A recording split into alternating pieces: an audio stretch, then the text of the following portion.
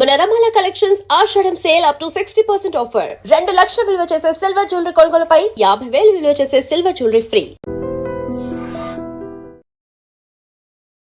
అమ్మ నమస్కారం అమ్మా. నమస్తే అమ్మా. అమ్మ, ఇప్పుడున్న పరిస్థితుల్లో ఈ సమాజంలో ఉన్న పొల్యూషన్కి అయితే ఏంటి, ప్రతి ఆహారం కూడా అన్ని రసాయనాలు వేసి పండించిన ఆహారము, రకరకాలుగా అమ్మ ఎన్నో సమస్యలు. వీటన్నిటి వల్ల జుట్టు అనేది తెలియక మనం వాడే షాంపూలు కావచ్చు, ఏదైనా అమ్మ రీజన్ పెరగటము తక్కువే. ఉన్న జుట్టన్నా కాపాడుకుందామా అంటే అది కూడా కష్టమైపోయిందమ్మా. ఊడిపోవటము, చిన్న ఏజ్లోనే తెల్ల జుట్టు రావడము, ఇలాంటి సమస్యలు చాలా చూస్తున్నామమ్మా. అసలు నిజంగా మీలాంటి వాళ్ళు పెద్దవాళ్ళ జుట్టు చూస్తేనే ఒక రకంగా చూడ్డానికి హెల్దీగా కొంచెం బెటర్గా ఉన్నట్టు అనిపిస్తోందమ్మా. ఎలా తెల్లబడిందమ్మా నా జుట్టు? అది ఏజ్ తరబడి వచ్చేది వేరు కదమ్మా. ఇప్పుడు మాలాంటి వాళ్ళకి ఇంత చిన్న ఏజ్లో, ఇంకా చిన్న చిన్న పిల్లల్లోనే తెల్ల జుట్టు చూస్తున్నామమ్మా. నిజంగా జుట్టు ఒత్తుగా పెరగాలన్నా, నల్లగా ఉండి తొందరగా తెల్ల జుట్టు రాకుండా ఉండాలన్నా ఎలాంటి జాగ్రత్తలు తీసుకోవచ్చమ్మా? అమ్మా, ఆ జుట్టు నల్లగా ఉండడానికి మెలనిన్ ఏదో అంటారు, అది పిగ్మెంట్ కారణం. అది దాని ప్రొడక్షన్ శరీరంలో కలిగేటటువంటి ఆహారం మనం తీసుకోకపోవడం వల్ల ఆ జుట్టు తెల్లబడుతూ ఉంటుంది. జుట్టు ఎదగాలంటే కూడా మంచి పోషక విలువలు ఉన్న ఆహారం తీసుకోవాలమ్మా. కరెక్ట్ అమ్మా. అది ప్రధానం. అది పక్కన పెట్టడం వల్ల మనకి తేడా వస్తుంది అంతే. జుట్టును చూసి మనిషి ఆరోగ్యం కూడా చెప్పచ్చట. ఇక వెంట్రుకని బట్టి కూడా చెప్తారు. హెల్దీ జుట్టు ఏదైతే ఉందో, వెంట్రుక ఏదైతే ఉందో అది ఆరోగ్యాన్ని సూచిస్తుంది. మరి అటువంటిది లేకుండా పోవడానికి కారణం ఏమిటంటే, నిజానికి ఆరోగ్యం మాట నుంచి అందానికి కూడా జుట్టే కారణం. జుట్టు కట్టు బొట్టు మూడుట మనిషి యొక్క అందాన్ని చూపించేది. అందులో ప్రధానంగా పెట్టని నగలాంటిది జుట్టు. నగలైతే తెచ్చిపెట్టుకోవాలి, బట్టలైనా వేరేవి తగినవి కట్టుకోవాలి. జుట్టు మాత్రం సహజంగానే ఉంటుంది. అది ఆ సహజమైన అలంకారమే లేకపోయాక ఎంత బాధ అనిపిస్తుంది. నిజంగా మనం లేనిది తెచ్చిపెట్టినా ఏదో ఒకటి ఆర్టిఫిషియల్. కానీ మిగిలినవి కట్టుకున్న బట్టలు కావచ్చు, నగలు కానీ తెచ్చిపెట్టినవి, జుట్టు తెచ్చిపెట్టక్కర్లేదు కదా, సహజంగా ఉంది. దాన్ని పాడు చేసుకోకుండా ఉండగలిగితే చాలమ్మా. అయితే సహజంగానే కొంతమందికి ఒత్తుగా నల్లగా ఉంటుంది, కొంతమందికి అంత ఒత్తుగా ఉండదు, పలచగా ఉంటుంది. వెంట్రుక కూడా సన్నగా ఉంటుంది కొంతమంది వెంట్రుక చాలా ముద్దుగా ఉంటుంది. కానీ ఎంత సన్నని వెంట్రుక ఉంటే అంత మంచిది సాముద్రిక శాస్త్రం ప్రకారం. అంత సన్నగా ఉండి అంత ఒత్తుగా ఉండాలి. అంత సన్న వెంట్రుకలతోనూ జుట్టు లావుగా రావాలి. అలా ఉండాలి అంటే తినే ఆహారమును దానికి పోషణ రెండూ చక్కగా ఉండాలి. ఈ రెండింటిలోనూ మనం ఈ కాలం సరిగ్గా చేయటం లేదు కనుక మనకు ఆరోగ్యంగా లేదు. ఎంతసేపు బలమైనటువంటి ఆహారం తీసుకోండి అంటే WHO చెప్పినటువంటి లెక్కలు తీసుకుని, ఎంతసేపు పాశ్చాత్య దేశాల వాళ్ళు చెప్పినటువంటి ఫుడ్ గురించి ఆలోచిస్తున్నాం కానీ మన దేశంలో మనకు ఉపయోగపడే ఆహారం గురించి ఎవరు ఆలోచిస్తున్నారమ్మా? అవునమ్మా. ఎంతసేపు లెట్యూస్ తిన్నావా, ఇంకోటి తిన్నావా అని అడుగుతున్నారు కానీ కొయ్య తోటకూర తింటావా అని అడిగిన వాళ్ళు ఎంతమంది ఉన్నారు? గోంగూర తిను అని చెప్పిన వాళ్ళు ఎంతమంది ఉన్నారు? ఈ రెండు, కొయ్య తోటకూర గనక తిన్నట్టు, తోటకూరలో ఒకటి, తోటకూర మామూలుగా ఉండేది ఒకటి కాక, పెరుగు తోటకూర కాక కొయ్య తోటకూర ఉండదు. కాడ ఎర్రగా ఉండి చిన్న ఆకులుండి, తోటకూర ఇంతెత్తు కూడా పెరగచ్చు కానీ ఈ తోటకూర చిన్నది నేల మీద మన పుదీనా లాగా పెరుగుతూ ఉంటుంది, చాలా బాగుంటుంది. అది పూర్తిగా ఐరన్తో ఉంటుంది. అది తినచ్చు కదా. ఐరన్ టాబ్లెట్లు వేసుకోవడం మనకు అభ్యంతరం లేదు కానీ అది తినం. పూర్వకాలం మనకి తాజాగా ఇటువంటి ఆకుకూరలు తినేవాళ్ళు. సరి పైగా ఏం తినేవాళ్ళు? అన్నం, పప్పు, నెయ్యి, ఏదో ఒక కూర. ఆకుకూరలు తరచుగా, ఆకుకూర కాకపోయినా మామూలు కూర, ఏదో ఒక కూర, ఇంత మజ్జిగో పెరుగు. దీంట్లో కావాల్సిన పోషకాలు ఉన్నాయి కదా. అన్నంలోనేమో కార్బోహైడ్రేట్ ఉంది, పప్పులోనేమో ప్రోటీన్ ఉంది, కూరల్లోనేమో లవణాలన్నీ ఉన్నాయి, మనకు కావాల్సిన లవణాలన్నీ. తర్వాత కొన్ని వీటిల్లోనే ఆకుకూరల్లో విటమిన్ ఏ, విటమిన్ సి ఇలాంటివన్నీ ఉన్నాయి. నీకు లేనిదేమిటి? పోషకాలతో నిండినటువంటి ఆహారమే కదా. అందులోనూ ఆకుకూరల్లో గనక అయినట్టయితే కాల్షియము, తర్వాత ఐరను, ఇంకా కొన్నిట్లో మెగ్నీషియము, ఇవన్నీ కూడా ఉన్నాయి. ఇవి శరీరానికి కావలసినంత కనుక ఉంటేనే కదా మనకి జుట్టు పెరిగేది. మంచి స్టైలిష్గా క్యారెట్, బీట్రూట్, క్యాబేజ్, కాలీఫ్లవర్, టమాటా, ఇంతకు మించి కూరలు ఎక్కడ కనపడుతున్నాయి మనకి? ఎక్కడికన్నా వెళ్ళండి, అవునమ్మా, ఇవే కనపడుతున్నాయి కదా. అవును. మరి ఇవి తింటే ఇందులో నీకు ఖనిజ లవణాలు ఎక్కడున్నాయి? అవి అవి చెడ్డ వంటల్లా. వీటికి పరిమితం అయిపోతే, వీటి దగ్గర మనం ఆగిపోతే మిగిలినటువంటి ఐరన్, కాల్షియం లాంటివి ఎక్కడి నుంచి వస్తాయి? అవును. విటమిన్ ఏ రావచ్చు, సి కూడా రావచ్చు, మిగిలినవి రావు కదా. ఇలాంటి ఆరోగ్యకరమైనటువంటి ఆహారం తీసుకోవాలి. ఈ రోజుల్లో ఆరోగ్యకరమైన ఆహారం అనగానే ఖరీదైన ఆహారం గురించి ఆలోచిస్తున్నాం, బరువైన ఆహారం గురించి ఆలోచిస్తున్నాం. అంత బరువైంది తిన్న కొద్దీ జీర్ణకోశం మీద పని ఎక్కువ పడి శక్తి అంతా అరిగించుకోవడానికి అయిపోయి నీరసపడుతున్నాం. అందువల్ల తేలికగా అరిగేది, పోషక విలువలు కలిగిన ఆహారం మొట్టమొదటిదమ్మా. దీని నుంచి దూరం అయ్యాం మనం. అవునమ్మా. అసలు ఆరోగ్యంగా ఉంటే జుట్టు ఊడదు. ఆరోగ్యం చెడిపోవడానికి సమయానికి ఆహారం తీసుకోకపోవడం, సమయం కూడా ఇంపార్టెంట్. సమయంతో పాటుగా తీసుకునే ఆహారం జంక్ ఫుడ్ ఎక్కువ తీసుకోవడం, ఇది డైజెస్టివ్ సిస్టమ్ మీద ప్రభావం చూపించి అన్ని రకాల ప్రభావం చూపిస్తుంది. ఇవన్నీ లోపలికి తీసుకునేవైతే విటమిన్ ఈ ఉన్న పదార్థాలు కూడా తీసుకోవాలి.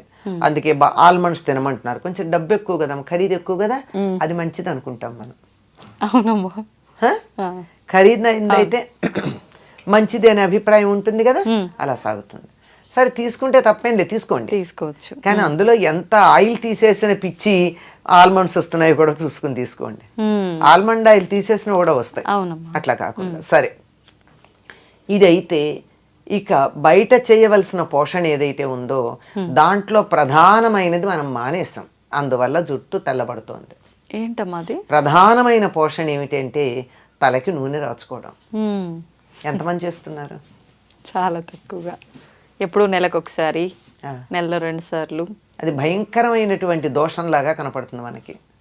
అనేక రకాలుగా మనకి నూనె రాస్తే చికాక్ అనేవాళ్ళు కొంతమంది, నూనె రాస్తే స్టైల్గా ఉండదు, జుట్టు ఇలా ఇలా ఇలా ఎగురుతూ ఉండాలి. మన మనసులో ఉండే విచ్చలవిడితనానికి సంకేతం మన జుట్టు ఎగరేయడం. అంటే దేనికి అదుపులో ఉండం మేము, మమ్మల్ని అలా కట్టి పెట్టగలిగిన వాళ్ళు ఎవరు లేరు, మా ఇష్టం అని చెప్పడానికి సంకేతం. మనకి సినిమాల్లో వాటిలో చూపిస్తారు చూడండి, ఇవాళ నుంచి ఎవరి మాట వినను అనగానే జుట్టు ముడి విప్పిలా ఎగరసిస్తుంది.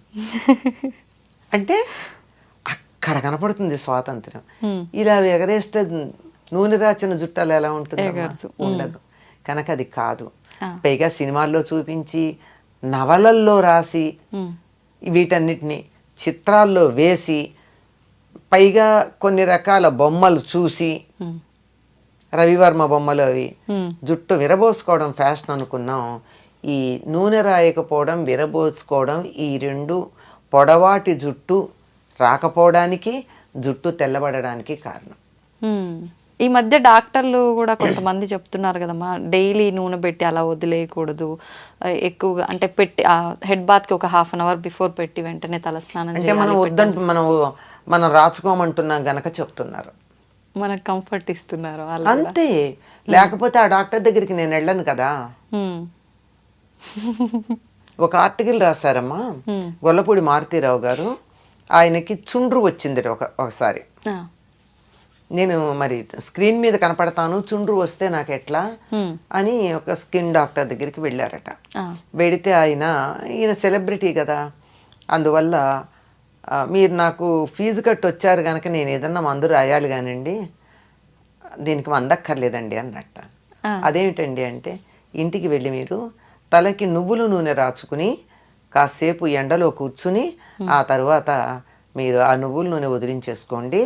ఇలా మీరు చేసినట్టయితే 4-5 సార్లు చేశాక మీకు రమ్మన్నా, ఎన్నిసార్లు చెప్పాడు ఆయన, చుండ్రు రాదు అని చెప్పాడు. ఆయన రాశారు, ఆయన గొల్లపూడి మారుతీరావు గారు, ఆయన ఒక ఇది కాలం రాస్తూ ఉంటారే, దాంట్లో రాసినటువంటి మాట.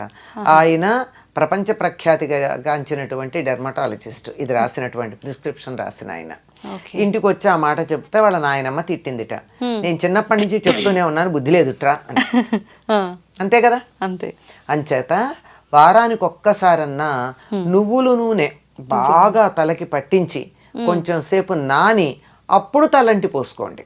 ఆహా, ఓకే. అది ఆ నూనె రాచి పోసుకోమన్నది నువ్వుల నూనె అట్లా చేయడానికి. ఎందుకంటే నిత్యం నువ్వుల నూనె రాచుకున్నట్టయితే మనకి ఆ, బాగుండదు, జిడ్డుగా అనిపిస్తుంది. ఓకే. అదంత అవసరం కూడా లేదు. ఉమ్, ఇక మామూలుగా ప్రతిరోజు హాయిగా ఉమ్, కొబ్బరి నూనె రాచుకోండి. కొబ్బరి నూనె ఏమీ అంత బరువుగా ఉండదు, తేలిగ్గా ఉంటుంది. రాచుకున్నంత మాత్రాన మనకి ఇబ్బంది కలిగించేది ఏం కాదు. ఓకే.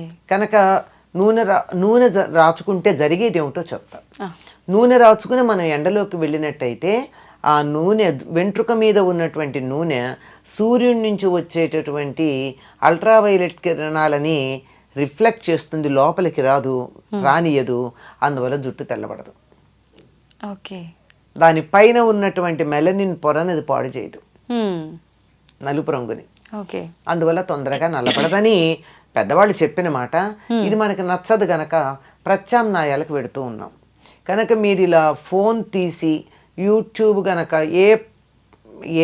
ఏది కావాలని మీరు యూట్యూబ్ కోసం సెర్చ్ చేద్దామని నొక్కినా వెంటనే వచ్చేది నల్లని జుట్టు, 10 నిమిషాల్లో మీ జుట్టు నల్లబడేది అనేవే కొన్ని వందలు వస్తున్నాయి. అవునమ్మా కదా. తర్వాత ఇంకొకటి ఏమిటంటే, తలకి నూనె పెట్టుకోవడం వల్ల మెదడుకు చలవదనం ఉంటుంది. మెదడు మనం ఎక్కువ మనసుతో పనిచేసే వాళ్ళు తలకి నూనె పెట్టుకోవాలి.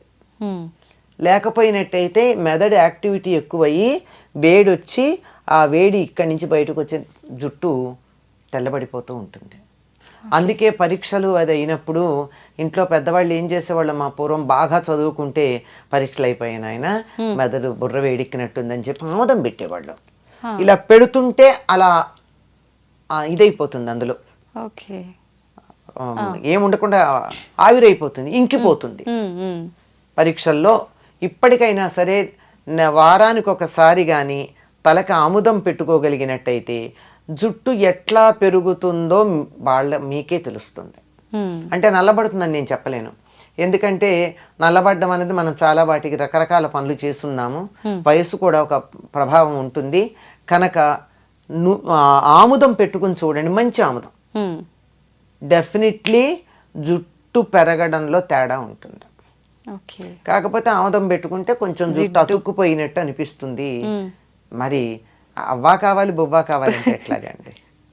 అవునమ్మా. అందువల్ల మీకు రేపు ఏ కార్యక్రమం లేదు అని అనుకున్న రోజున, ఇంట్లోంచి కదలక్కర్లేదు అనుకున్న రోజున, ఇవాళ మధ్యాహ్నమో రాత్రో కనీసం ఒక 24 గంటలు నానితే చాలా బాగుంటుంది.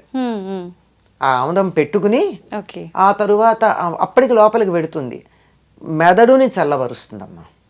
జుట్టు తెల్లబడడానికి ఊడడానికి ఉన్న కారణాల్లో ఒకటి ఏమిటంటే మానసికమైనటువంటి ఎక్సర్సైజ్ ఎక్కువ. ఆలోచించినా, బాధపడినా, దుఃఖపడినా, ఏడిచినా, రోగం వచ్చినా జుట్టు ఊడిపోతుంది. అవునమ్మా. ఎందుకంటే మెదడు యాక్టివిటీ ఎక్కువ ఉంటుంది కనుక. అది చల్లబరచడానికి పనికొచ్చేటటువంటిది ఆముదము, నువ్వుల నూనె. రెండు నువ్వుల నూనెకున్న లక్షణం ఏమిటంటే లోపల దాకా, ఎముకల లోపల నుంచి కూడా లోపలికి వెళ్ళగలదు, ఫాలికిల్ దాకా వెళ్ళగలదు, హెయిర్ రూట్ దాకా వెళ్ళగలదు, కుదుళ్ళు అంటారు, కుదుళ్ళ దాకా వెళ్ళగలదు. కనుక అలా వెళ్ళి జుట్టు బాగుంటుంది. ఇది చేయడం ఇబ్బందికరంగా అనిపిస్తోంది కనుక కొన్ని కావాలంటే కొన్ని చేయాల్సిందే. వారానికి ఒకసారి ఆముదం పెట్టుకుని చూడండి, మంచి ఆముదం. ఓకే. తలంతా కాకపోయినా కలిసి మాడు పట్టును పెట్టుకుని చూడండి, చల్లగా. ఇలా పెట్టుకుంటేనే ఇలా కళ్ళు చల్లగా అనిపిస్తాయి మనకి. అది మరి అంత చల్లదనం కలిగిస్తూ మనం ఇంత పని చేస్తూ, ఎంత ఎండల్లో తిరుగుతూ, ఇంత టెన్షన్స్ పడుతున్నప్పుడు జుట్టు ఊడకుండాను తెల్లబడకుండాను ఉండమంటే ఎట్లాగమ్మా?